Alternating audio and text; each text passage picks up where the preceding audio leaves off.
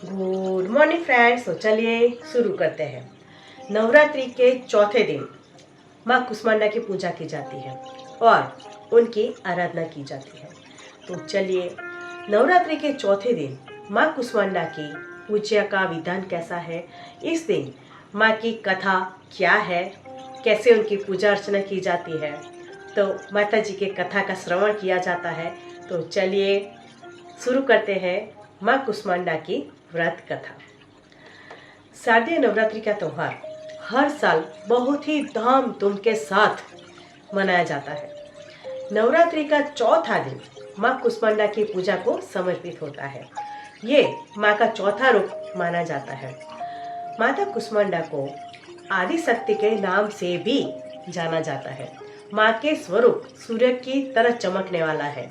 माँ कुष्मांडा की पूजा करने से साधक को हर प्रकार के रोग से मुक्ति मिल जाती है। इसके साथ ही माँ अपने भक्तों का कल्याण करती है।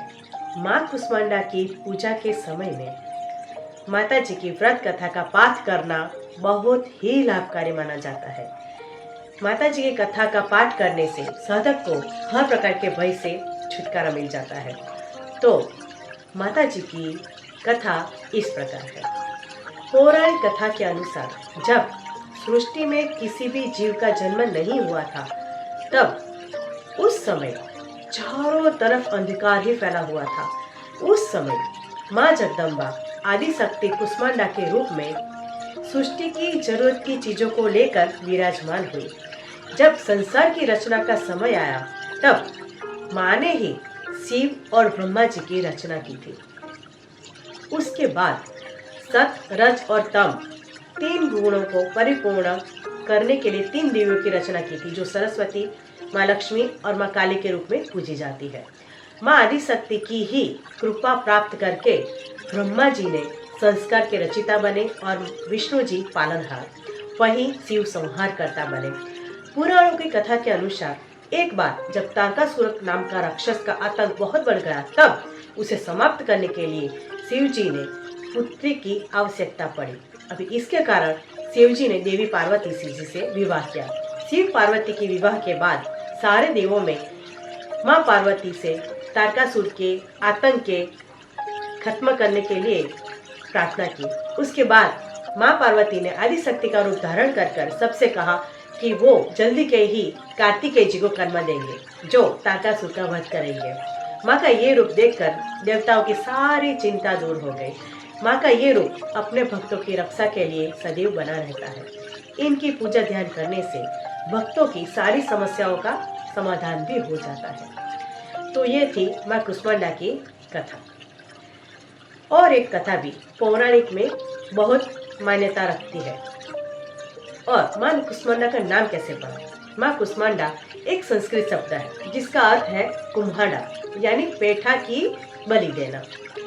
दुर्गा सप्तमी के अनुसार देवी कुष्मांडा अष्टभुजा से युक्त है, इसलिए इन्हें देवी अष्टभुजा के नाम से भी जाना जाता है। वहीं इनकी पूजा करने से भक्तों के कष्ट, रोग, शोक, संताप का नाश होता है। शास्त्रों के अनुसार जब सृष्टि की रचना नहीं हुई थी, उस समय ये माता रानी का आना, उनका स्वरूप का जन्म होना ही माता आद्यशक्ति की पूजा अर्चना करने का बहुत महात्म्य है। तो इस प्रकार माता कुष्मांडा का स्वरूप देखा जाए तो देवी भागवत पुराण के अनुसार अगर माँ कुष्मांडा के स्वरूप की बात करें ना, तो माँ की 8 भुजा है, जो मैंने आपको कहा, और जिसमें 7 हाथों में कमंडल और बहुत सारी अस्त्र शस्त्र है। तो माता ऐसे सिद्धियों से युक्त है और माता बहुत प्रसन्न रहती है। माता जी को मालपुए का भोग लगाया जाता है। ये प्रसाद सबको घर में बांटना चाहिए। माता को मालपुआ का भोग लगाने से सभी मनोकामनाएं पूर्ण होती है और सभी रोगों से मुक्ति मिलती है। माँ कुष्मांडा का ध्यान करने के लिए उनका मंत्र जाप इस प्रकार है। या देवी सर्वभूतेषु माँ कुष्मांडा रूपेण संस्थिता नमस्तस्यै नमस्तस्यै नमस्तस्यै नमो नमः। और माँ कुष्मांडा की प्रार्थना करने का मंत्र है, बीज मंत्र कहा जाता है, ऐं ह्रीं देव्यै नमः। तो इस प्रकार हम नवरात्रि के चौथे दिन माँ कुष्मांडा की पूजा अर्चना, भोग लगाते हैं, प्रार्थना करते हैं, कथा सुनते हैं और उनका आशीर्वाद ग्रहण करते हैं। तो चलिए, जो मैं हर रोज कहती हूँ आज भी कहूँगी, कीप स्माइलिंग ऑलवेज। नमस्कार, हैप्पी नवरात्रि, धन्यवाद, जय माँ कुष्मांडा, हैप्पी नवरात्रि।